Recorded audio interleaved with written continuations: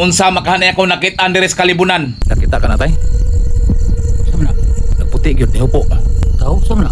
Dali dong. Dali tay. Among gitahas og adto ang langob og alas 12 sa gabi ug unsa bang pagkaunsaa nga wala man namo madumdumi. Kaning langoba dili na ni bag-o para nako kay giari na ni nako sa una pero adlaw to nako gibisita. Magduha ka oras naming nagtuyok-tuyok aring kalibunan kay sa akong paminaw diri gyud to ang langob na himutang. Wa ba kami gilamat sa kinaiyahan kay ang langob mura magitaguan. Wa na lang gyud namo padayona ang among tumong og tuyo aning lakawa og nakadesisyon nga muli na lang. Ug wa na mo damha pag abot na mo sa unahan sa dalan nga among giagian dunamay ni atang. Surrender me. Di gyud mada. Purting lisura. No na ha? Padung alas 12 may niari dire. Alas 2 na lang sa kadlawon. Wa pa gina mo makita bangag sa langob. Di basta-basta kung gabi ini pangitaon ang langob mga kondoy, labi na nga musuot kag libon. Di basta-basta pangitaon. Kinalan gisiyag kuan surbida anong adlaw. Di man na anong asa dapit na nungod kay naaman tay makita nga mga kahoy-kahoy nga dagko. Adto na to tanawon. Sa amo nang pagpauli og pagpadayon og lakaw kamirang tulo sa kong anak og si tatay ang naa diri sa libon nagtikaw-tikaw. Insabay magdahom aning mingaw nga kagabhion komedyahan mi og hamukon ug sa dihang kaming tanan nakagawas og sa libon hawas. Di pahuway may kadiyot dito sa medyo hawa na gamay kay gibati na mo ang kagila sa among lawas. Mao pay paghawasan mo diri sa kalibunan nga naa ang langob nga kondoy. Wa gina mo makita ang langob gyud. Di matabang gig pangita gyud nga gabing dako. Nakadesisyon lang mi nga mauli. Balikon lang na mo direk kanang adlaw ba kay timan ano ka sa dapit ang langob niya, balikon lang siya gabi ipod.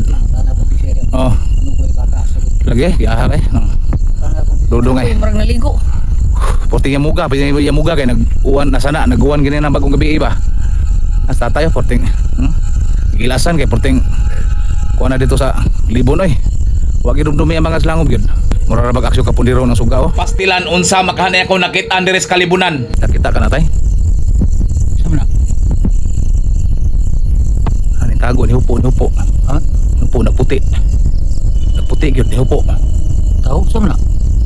Sana ati nang wapay wata kakita sa langob. Abi na kog ordinaryong tao ug sa dihang nakagawas na sa libon puwerte na kong kurata kay wala may ulo. Tanawa og klaruha asa mang ulo anang tawhana. Di masata kaingon nga anino na kay galihok-lihok man. Mao na kanay giingon nila nga pare nga walay ulo. Makaingon gyud ko nga bisan unsa di ka kursunado sa tao kung ikaw makalitan di gyud malikayan nga ikaw makuyawan. Ug saway langan kaming tanan naglumbanay panagan. Dali dong. Dali tay.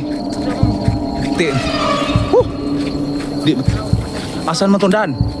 Asan mo to? Ha? Paring walay ulo kito gyud. Sigsaon ako tanaw gyud. Di matabag ko eh. Kulbaan ako eh. Huwag ko ma-expect mga kondoy. Makakita may paring walay ulo. Ha? Di matabag ko eh. Asan mo tundaan? Naglibog naman ko asa tagi. Kung pirmiro nimong makita nang usa ka nila lang wagi di ay maing laki. Di man gyud unta ko hadlokanon ni adto man kanig og menteryo alas 12 gabi nga ako rang usa. Pero ikaw makalitan mo karatil gid ay kag dagan.